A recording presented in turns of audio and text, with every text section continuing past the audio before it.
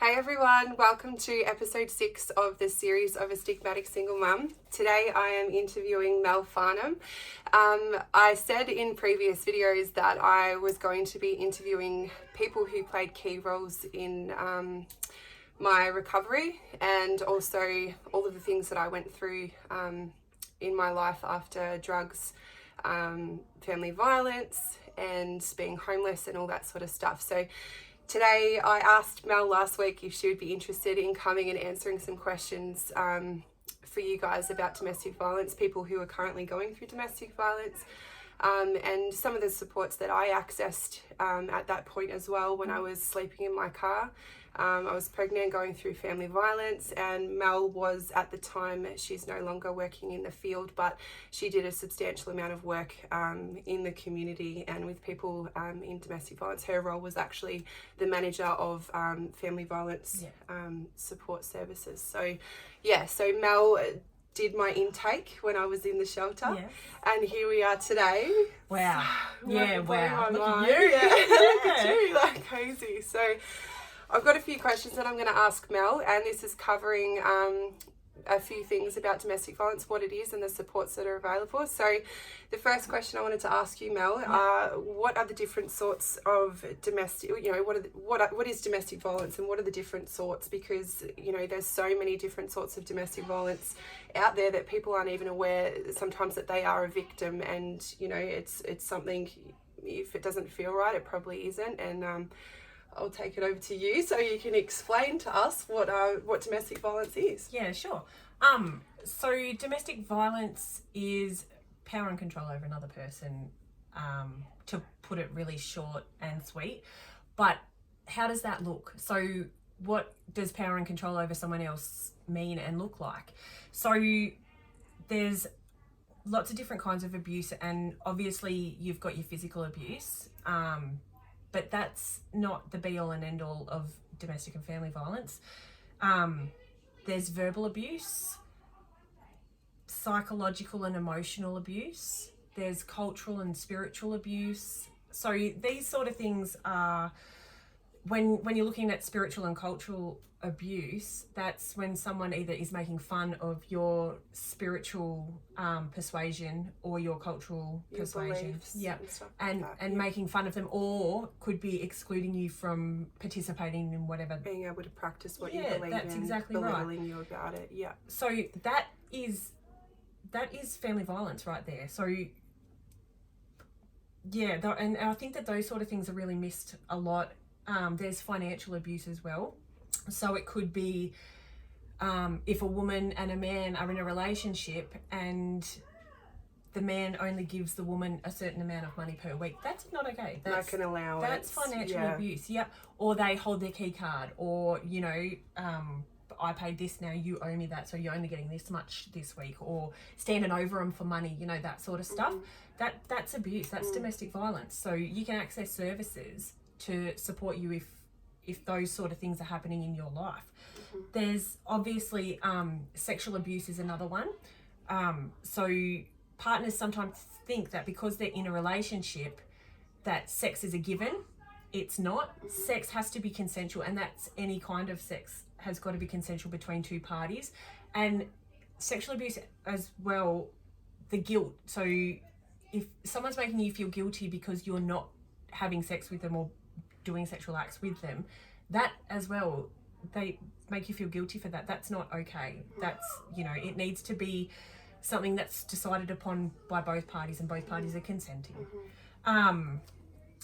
Social abuse is another big one that isn't talked about a lot. So social abuse is when you're in a relationship and the other person is making you feel as though you're not allowed to go out and take part in society. So it could be playing sport, it could be talking to your friends, it could be talking to your families. It could even be that you're at home and your family come to visit, but your partner makes them feel so uncomfortable that they don't want to be there, or is really rude to them or completely ignores them and that sort of stuff. That's not okay. That's manipulation and it's power and control, and that's family violence. So lots of these little red flags and indicators can start, you start sort of thinking this is not right, well, you can reach out for support and help. We'll get to where you find that later on. Yeah. But and I think a lot of these sorts of abuse sometimes cross over as well, and so many people really think do. if they're not getting hit, it's not abuse. There's another couple of things that I think are really important just to bring up around. So there's something called image-based abuse, which is where somebody might blackmail you. So it comes across as the sexual abuse sort of stuff as well, but it's called image-based abuse. So somebody might secretly film you in your bedroom having sex or performing sexual acts and stuff like that, and then manipulate, blackmail you with those recordings or images. That is not okay. That is abuse right there. And intimidation is family violence. So if someone's smashing your things, so then they don't hit me, it's not domestic violence. Yes, it is. If they're smashing your stuff, if they're threatening to smash your stuff, if they're hurting your animals, that's another. If they're hurting your animals, that's domestic violence. There's just, the scope is huge, but it comes down to power and control. If they are using power and control to make you behave in a certain way, then you're a victim of family violence. And intimidating you in any way, if you feel intimidated or... Yep. Yeah. That's exactly right. So there's help out there. There is help out there, and you don't have to be being physically abused to be a victim of family violence. Yeah. Fantastic. Is that all? That sort of covers everything. Yeah. Just quickly check my... And I think I'd like to say as well, if you feel, like I said, if you feel like something's not right, it probably isn't. And if you're questioning whether you are a victim, reach out and just ask. Absolutely. Whether it's me or, we'll talk about some of the services that are available that you can just ring and say, hey, this is what I'm going through, and, I don't even know if I am a victim, which if you're questioning it, you probably are. You probably are. So one of the best services, I think, that if you're not sure, 1-800-RESPECT is a phone number, and I know that we're going to talk about support services later, but I think if we can reiterate it throughout this broadcast, 1-800-RESPECT is a phone number that you can call if you suspect that you are a victim of domestic or family violence. And could it be someone, not even just themselves, if they feel that a loved one, a friend, a neighbour is going through domestic violence, they could call that number as well? Absolutely, 100%. Yep. Give them a call. They've got all the knowledge that you need to get more support. Yeah. Awesome. All right, let's go on to the next question. What are the long-term effects on people and children that are in domestic violence environments? Yeah.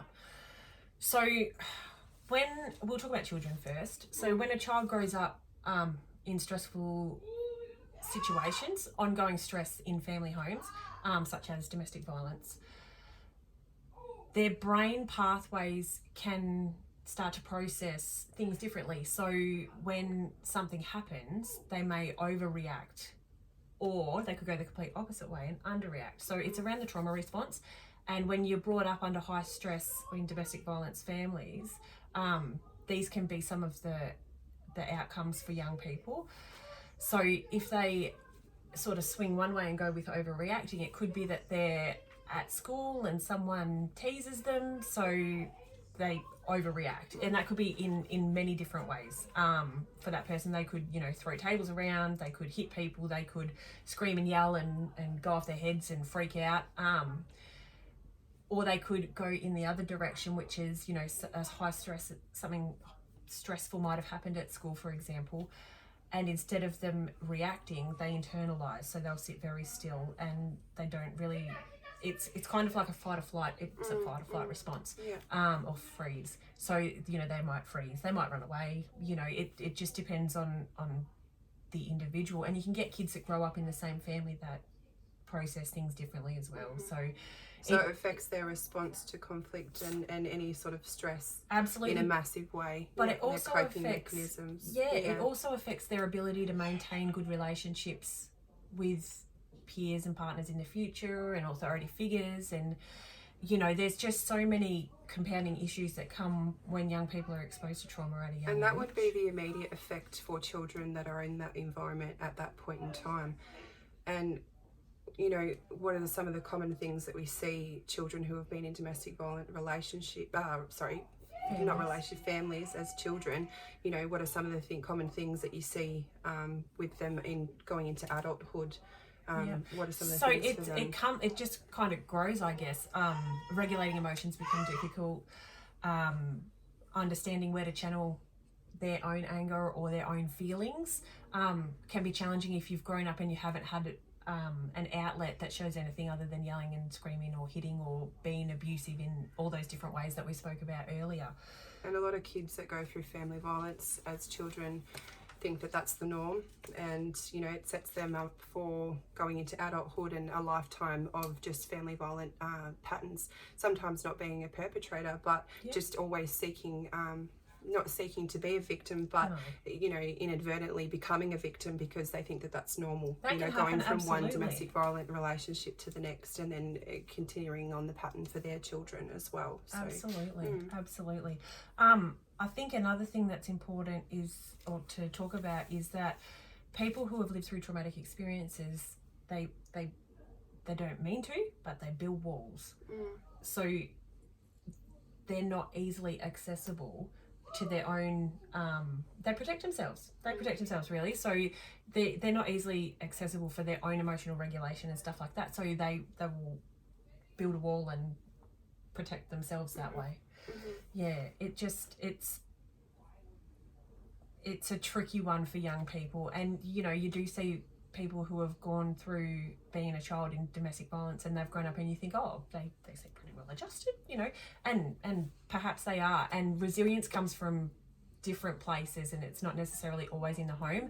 And I really want to make that clear, is that, you know, if you or your family or someone you know is in a domestic violence situation and they've got kids there, it doesn't mean that they're definitely going to be affected, their brain pathways are going to, you know, be crossroaded in different places. Kids have got amazing resilience, and so have victims, and so have perpetrators. So yeah, I think that just because being exposed to trauma can cause a lot of behavioural issues, a lot of emotional confusion and behaviours, there is a lot of people that come through these situations and they're okay, because they might have some really great support somewhere else, or you know, so just really making that clear. Yeah, that's awesome. And so I guess that covers about children, and you know, I guess what I'm saying is, there is life after domestic violence if you seek help, because there is help out there. And I guess I just wanted to bring to light what can happen to your children long term, and what can happen to yourself long term if you stay in your domestic violence situation. And you know, you think it's easier to stay, or it'll be better for the kids because you want the mum and the dad to be together, and you know, you want that same roof over your head, and you think about, what are the supports? I don't know how to do this. I've got no money. He controls everything. He controls me. I've lost all my friends and family. I don't have anywhere to go. You do. And there is a life after domestic violence. Yeah, you do. And things do get better. It's not easy, but I always say anything that's worth anything it doesn't come easy. Like Rome wasn't built in a day. So absolutely. And I think too, it's we really need to highlight as well, is that if you're in a domestic violence situation, it doesn't necessarily mean that you can't be with that person forever. So I think that's really important, is that there's supports out there that can help perpetrators these days. Now, that stuff hasn't always been around, but it's really been brought to life in the last, say, 5-10 years around men's behaviour change and stuff like that, because those men that are perpetrating violence, in my opinion, they don't want to be perpetrating violence. They just don't have another outlet or a different way to deal with the feelings that they're feeling. So I think that it's really important to say that there are support services out there for men as well, and that if keeping the family together is your ultimate goal, then you just need to fix the intimidating, the abusive behaviour. Yeah, because I think a lot of men, you know, growing up as a male, there's so much pressure on a man to be tough and to be strong and to provide for the house and don't cry and, you know, don't have feelings pretty much. And for whatever reason they become perpetrators, and whatever their history is, I mean, it's not okay, but it is a reason as to why these things happen, and men need to know. And it's something that we spoke about as well, as, you know, it's all good and well, you know, there's amazing supports out there for women and children, but it still leaves the perpetrator to move on to the next. We've got some good services family out there for men. Yeah, men need to know that they have the support as well, and they should reach out. Absolutely, because men are conditioned from very, very early age. Is someone cheeking you? Punch him in the mouth. Yeah. Is that kid bullying you at school? Punch him in the mouth. Yeah. Is that kid, you know, it seems to, it's been molded into men for such a long time. And I mean, we're trying to break that stereotype, and that's the whole point of working within family violence, is so that we can let men understand that you do have feelings. It is okay to talk about them, and different ways to deal with things. But when our men have been conditioned that way for so long, cheeky people, punch them in the face. You know, we need to undo some of that behaviour. Excuse me, 2 seconds. I've just got to tell these kids. Excuse me. She's amazing. Oh. Did you get that? Yeah. All right, so we move on to the next one. Yeah, All right, absolutely. so what happens when you call the police? Like, if you are in an immediate situation where you are in immediate risk and you are fear for yourself and safety of your children, I call 000. What happens? Yeah. So the police will attend. The police will attend your property or your location, wherever you are.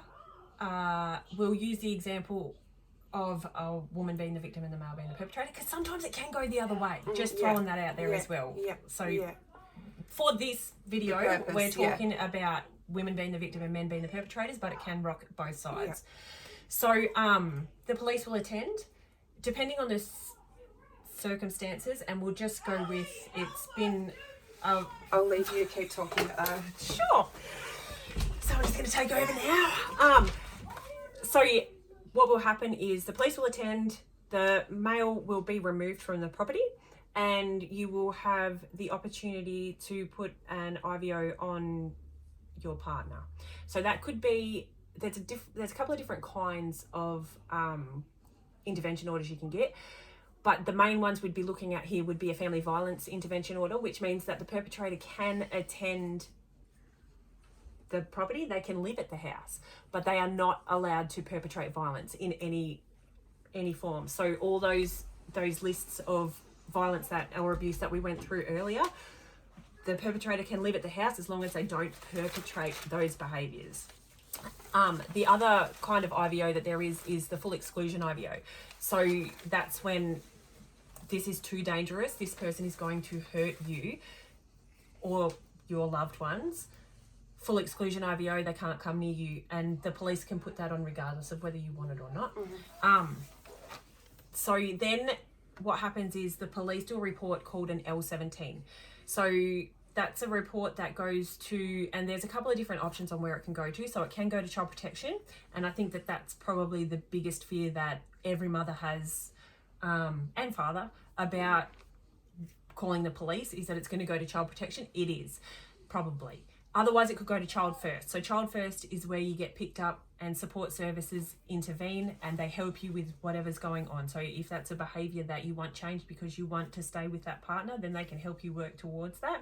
They can link the partner in with services. It might mean that partner is excluded from the property for a certain period until they sort themselves out and get themselves the help that they need and understand. But it is always in the best interest of you and your children. Absolutely. And everyone in the home. And I think people need to understand too, because there's such a big stigma surrounding, oh no, DHS is involved. DHS, yes, I know a lot of people have had really bad experiences with them. Absolutely, yep. But there has been a lot of good outcomes as well, because what their role is to preserve a home and to make sure protect children. Protect children and preserve a home if it's worth preserving, I guess. Yeah. And they don't go straight to removing. They're not going to say, oh, okay, you've rung us and it's a family violence, and which it was the case years ago. Yeah, absolutely. Yep. I would ring the police, and I remember a female officer saying to me one time, she said, and it was like the third or fourth time I called, so I mean, in the grand scheme of it, that's still relatively a short amount of times for me to ring the police. I don't know, probably not. That's a lot of times. It's individual. It's a lot. But yeah, I remember the female police officer said to me, if you ring us one more time, we're going to be removing the kids. And then that's when I withdrew, and I lost all faith in services and the police. And so then you stop calling, the kids are then exposed to ongoing family violence. Back then, and this is what I want to say to people that may have been going through domestic violence for a long time, 5-10 years. If you were someone that has experienced that in the past, you need to know that things have changed, because what happened back then with me withdrawing from calling the police, losing faith, and there was an IVO put in place.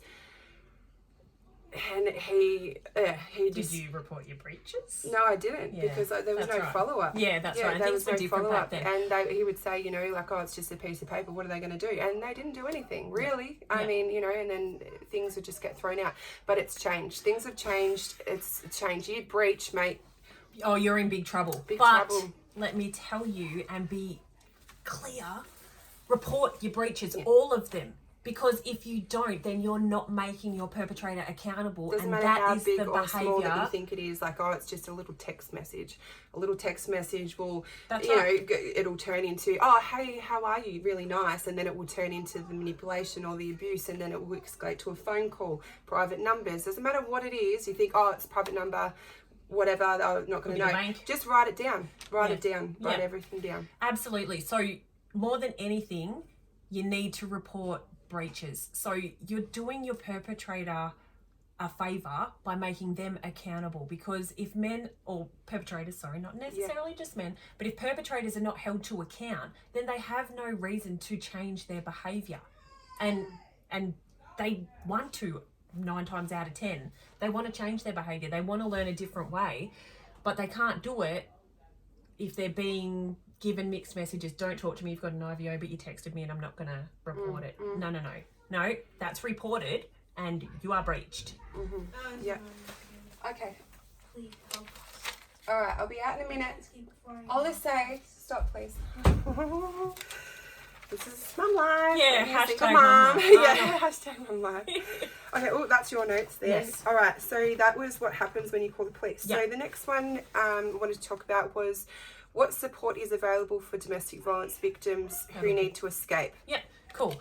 So there's lots of different ways and different avenues that you can take when you're looking to escape family violence. So it could be working with a family violence service while you're still in a relationship, developing a safety plan, doing those sort of things. So safety plan would include things like making sure you've got a bag that's easily accessible if things go wrong and you can leave. Or it could be that you're noticing that the behaviour is starting to escalate, so you call the neighbour and the kids go over there. It could, it's different. So safety plans can be as individual as you. But one of the main, I guess, supports that's out there is Refuge. So you can go to a women's refuge. The one that I used to manage, it was communal living, and that was tricky, huh? Yeah. So you've got your support workers that are there, they work with you. Like when I was there, I remember doing my intake because I went into a refuge in Morwell first. And then they were sort of like, what are you doing? Where are you going? And I said, well, all my family connections are in Bensdale. Even though I'd lost all of them at the time, I was in the mindset that I wanted to regain things again for my family. So I got transferred from Morwell Refuge down to Bensdale. I think I was in Refuge, I don't even remember because it's such a blur. It was, I swear it was like 3 or 4 months of my pregnancy. And I remember painted. When we painted. We paint the refuge. God! And I was pregnant. She was, and it stunk. And the timing could not have been worse for a pregnant mama to come into refuge because we were painting. Yeah, I remember that. Oh my God! And then I remember we were doing all these because I didn't have a house, and I had so many friends that did actually say to me, come live with us. I just didn't want to bring my shit to their house and to their relationship. I needed to deal with the stuff myself and get the supports. And I think that's one of the biggest biggest things that's been different for me, for other people, is I've sought the help, professional help. I've accessed services. I've put my pride behind me, and I've got it back now. And I think that's so important. And I remember, you know, I went into Refuge, and it's just, you know, I went there with a suitcase in my car. That was it. I had nothing else. And then going into Refuge, you know, and I was waiting for a house, like emergency housing, which is just a transitional property to get you in a house out of the Refuge before you move on to whether it be a CHL community housing, Aboriginal housing, private rental, whatever it is. Housing. You'll get an Aboriginal housing. You'll get an emergency property. And I remember every day when you used to come, and then I remember I was sitting on that. Oh fuck! I'm gonna cry. I was sitting on that picnic table out the back, and I swear you come out and you were like, woo, you got to a house, and it was just an emergency house, and I was like, where is it? East Spencer. Yes, I don't care. Let's go. Yeah. Yes, pack me right now. Yeah, and then, you know, and going into a house, you're not going to have anything, are you? Yeah. And you helped me get my couch and a microwave and a vacuum, and there's Brokerage, there's money to help women with things like that to start. It wasn't me personally then. No, she was but it was the family violence services. You were like, you know, and I was eligible at the time, so that's right. And that's what they will assess your situation individually, and even sometimes help pay rent a little bit. They can help you with there's so much brokerage. It's for individual. Things like that. It's really individual. But like Elle was just saying, she had nothing. So we were able to get her furniture and beds and things like that she needed at that time. But for different people, it might be that you're going out of refuge. You're at our Refuge, and your family's all in Queensland. It could be accessing a family violence package to take you back home. Yeah. It could. There's so many individual different ways that people can spend their package money. Security cameras, you know, just your mind would boggle at the amount of different things. It gives you such a good sense of security. I remember I got security cameras, and it was so good because, you know, once you get out of the Refuge, it's like, I'm not in a cage anymore. You know, I'm accessible. Like, is he going to find out where I am, or whatever it is in the situation? And I remember that gave me a big sense of security, having security cameras. And and then after I was in the 2 refuges, then I went into emergency housing, and then a program popped up at that time, and I think I was one of the first candidates. You were, and it was through CHL, where CHL actually paid 20% of your rent for 12 months. Is that still available?